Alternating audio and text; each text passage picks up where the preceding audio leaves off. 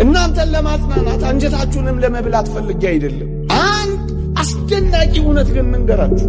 በዚህ ምድር ጠቃሚዎች ሆነን እንኳን ባንጨርስ በሰማዩ የእግዚአብሔር ቤት ግን በጣም ጠቃሚዎች ነው ምን ሆነው። ብዙ ዘመናት የማንጠቅም አድርገን ራሳችንን ቆጥረን ይሆናል። ከዚህ በኋላ ምን እጠቅማለሁ? ዘመን አልፎብኛል፣ ጊዜ ሄዶብኛል፣ እድሜ ባክኖብኛል፣ ጉልበት አጥቻለሁ፣ ኃይል ከርቶኛል፣ መደመጥ ጠፍቶብኛል፣ ፈላጊ አጥቻለሁ፣ ተትቻለሁ የምንል እንኳን ቢሆን እግዚአብሔር የሚያቅተው ዘመን፣ እግዚአብሔር የማያወጣው መቃብር፣ እግዚአብሔር የማይሰጠው ኃይል፣ እግዚአብሔር ሲመጣ የማይለውጠው ሕይወት እንደሌለ ማሳያ ነው። ዛሬ ልፍስፍስ ልንሆን እንችላለን። ዛሬ የማይገባን ሊሆን ይችላል። ዛሬ ደንዛዞች ናቸው ልንባል እንችላለን። ግን እግዚአብሔር እጆች ከነኩ እመኑኝ እንጠነክራለን። በትላንት ምክንያት ብዙ በቀል ይዛችሁ ይሁ፣ ብዙ ቂንቋጥናችሁ ይሁ፣ ብዙ ሕይወታችሁን አበላሽታችሁት ይሁ፣ አንዴ ከተበላሸማ ሕይወቴ እንደጀመረ የጨርሰኝ ብላችሁ ሱስ ውስጥ ዝሙት ውስጥ ገብታችሁ ይሁ፣ እድሜ አልፏል፣ ጊዜ ባክኗል፣ ቀኑ የተመቸ አይደለም፣ ሁኔታዎችም አስጠሊታዎች ናቸው። ታዲያ ከዚህ በኋላ እኔ ጠቃሚና ምረባ ሰው ሆናለሁ?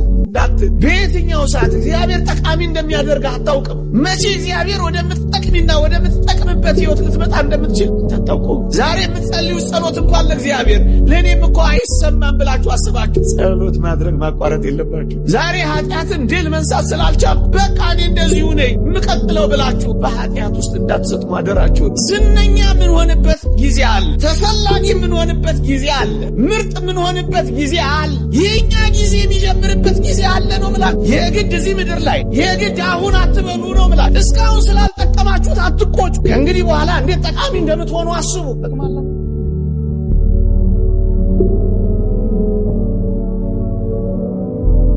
ክርስቲያኖች ሁላችንም እንደምናውቀው የክርስቶስ መስቀል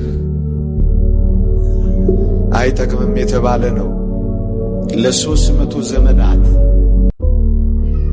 ጠቃሚ እንዳልሆነ እንዲረጋገጥ በአይሁድ አካባቢ ያሉ ቆሻሻ መጣያዎች ሁሉ ተትተው ለ300 ዘመናት የቆሻሻ መድፊያ ሆኖን የሰነበተው። እንደ ክርስትና ከዚህ የመስቀሉ ታሪክ የምናገኘው ጭብጥ ትምህርት የትኛውም ዘመን ይርዘም፣ በየትኛውም ሁኔታ እንጣል፣ በየትኛውም ምክንያት እንተው፣ አይሆኑም የምንባልም ልንሆን፣ ግን አንድ ቀን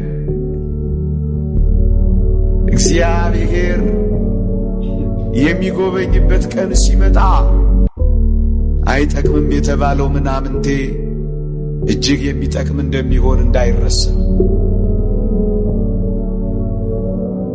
ወገኖቼ ዘመን ሊረዝም ይችላል፣ ጊዜ ሊከርም ይችላል። መታወስ አይደለም መረሳትም የሚለው ቃል ላይገልጸው በሚችለው ሁኔታ ልንረሳ፣ ልንተው፣ ልንጣል፣ ደግሞም ልንደበቅ፣ ደግሞም ልንቀበር፣ ደግሞም አይወጡም አይነሱም ልንባል እንችል ይሆናል። ከዚህ የመስቀሉ ሕይወትና ታሪክ የምንማረው ምንድን ነው ካላችሁኝ፣ እግዚአብሔር አፈር ይሆናል የተባለውን እጽ ሳይነካ አፈር ሳይሆን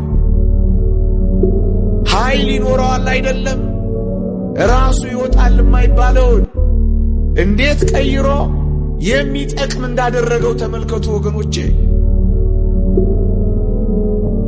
ምንኛ የተስፋ ሰጪ ነው። ብዙ ዘመናት የማንጠቅም አድርገን ራሳችንን ቆጥረን ይሆናል። ከዚህ በኋላ ምን እጠቅማለሁ? ዘመን አልፎብኛል፣ ጊዜ ሄዶብኛል፣ እድሜ ባክኖብኛል፣ ጉልበት አጥቻለሁ፣ ኃይል ከርቶኛል፣ መደመጥ ጠፍቶብኛል፣ ፈላጊ አጥቻለሁ፣ ተትቻለሁ የምንል እንኳን ቢሆን እግዚአብሔር የሚያቅተው ዘመን፣ እግዚአብሔር የማያወጣው መቃብር፣ እግዚአብሔር የማይሰጠው ኃይል፣ እግዚአብሔር ሲመጣ የማይለውጠው ሕይወት እንደሌለ ማሳያ ነው።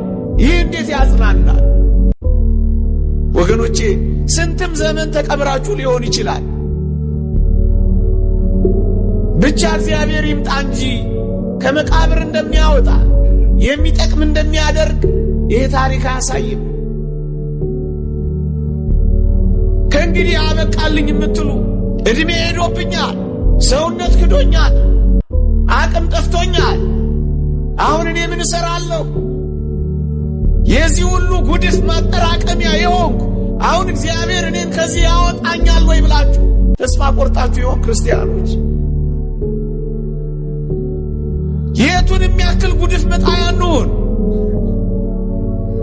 ግን ወደ እግዚአብሔር ስንመለስ እግዚአብሔር የተቀበረውን ሕይወት የሚሰጥ ጨለማውን የሚያበራ ኃይል የሌለውን ምንኛ ኃይለኛ እንደሚያደርግ ተመልከቱ። ተንቃችሁ ካለ የምትከብሩበት ቀን የሚመጣው ከእግዚአብሔር ጋር ስትሆኑና ስትጠቅሙ